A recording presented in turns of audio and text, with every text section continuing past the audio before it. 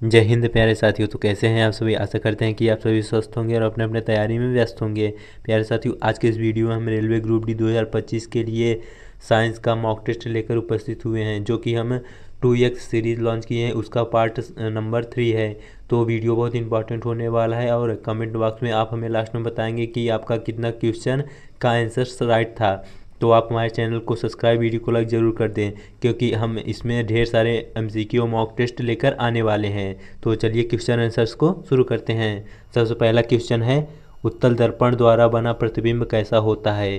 तो उत्तल दर्पण जो प्रतिबिंब बनता है वह काल्पनिक तथा सीधा बनता है। तो ऑप्शन सी इस प्रश्न का राइट आंसर हो जाएगा। चलिए अगला प्रश्न देखते हैं।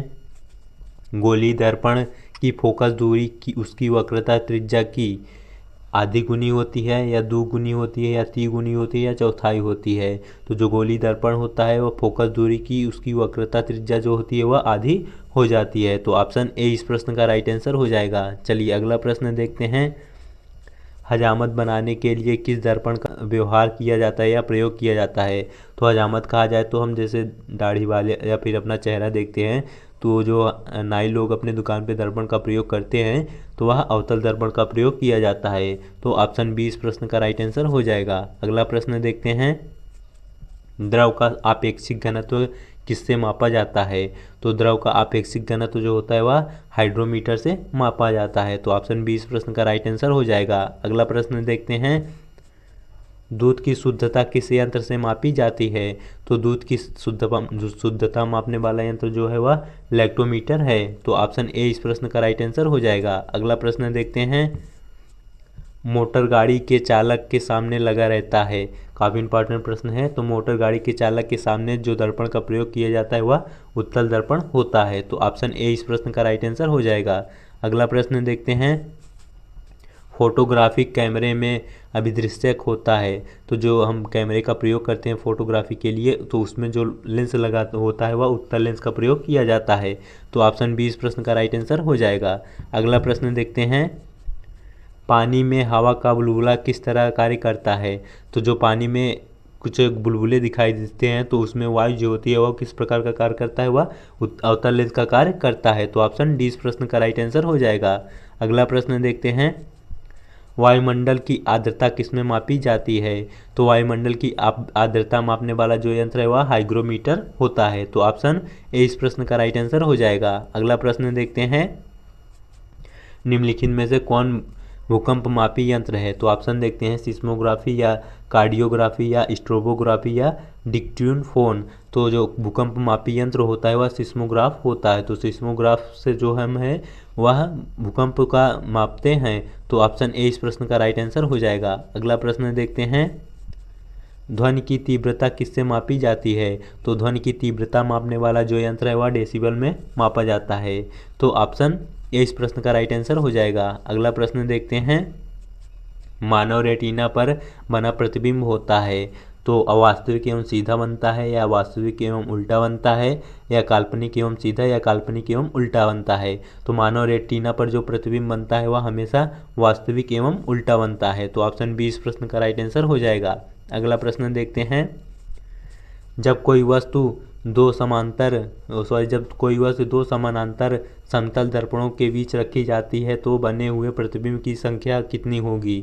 तो जब कोई वस्तु दो समानांतर समतल दर्पणों के बीच रखी जाती है तो उसमें जो प्रतिबिंब बनती है उनकी संख्या जो होती है वह अनंत हो जाती है। तो ऑप्शन डी इस प्रश्न का राइट आंसर हो जाएगा। अगला प्रश्न देखते हैं। हृदय की गति सुनने के लिए किस यंत्र का प्रयोग किया जाता है।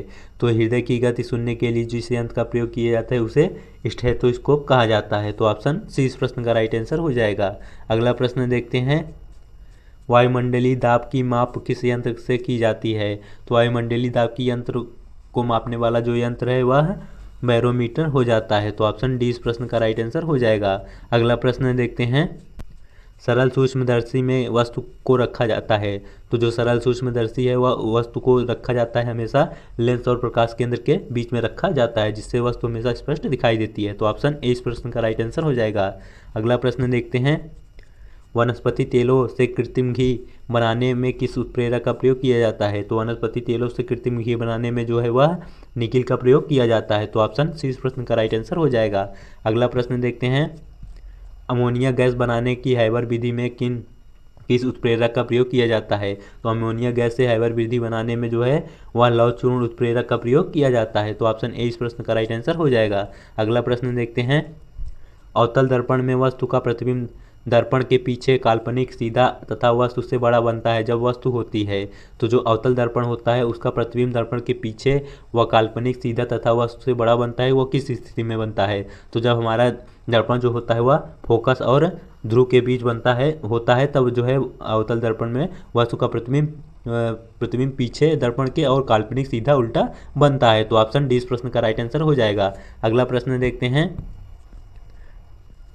रक्त का दाब किस यंत्र से मापा जाता है? तो रक्त का दाब मापने वाला जो यंत्र होता है वह स्फेग्नोमैनोमीटर होता है। तो ऑप्शन बी इस प्रश्न का राइट आंसर हो जाएगा। अगला प्रश्न देखते हैं। ट्रांसफार्मर का क्रोड किससे बना होता है? तो ट्रांसफार्मर का क्रोड जो होता है वह नर्म लोहे का बना होता है। तो ऑप्शन ए इस प्रश्न का राइट आंसर हो जाएगा। अगला प्रश्न देखते हैं। ट्रांसफार्मर किस सिद्धांत पर आधारित है? तो ट्रांसफार्मर जो होता है वह विद्युत चुम्बकीय प्रेरण के सिद्धांत पर आधारित होता है। तो ऑप्शन बी इस प्रश्न का राइट आंसर हो जाएगा। अगला प्रश्न देखते हैं। ट्रांसफार्मर प्रयुक्त होता है।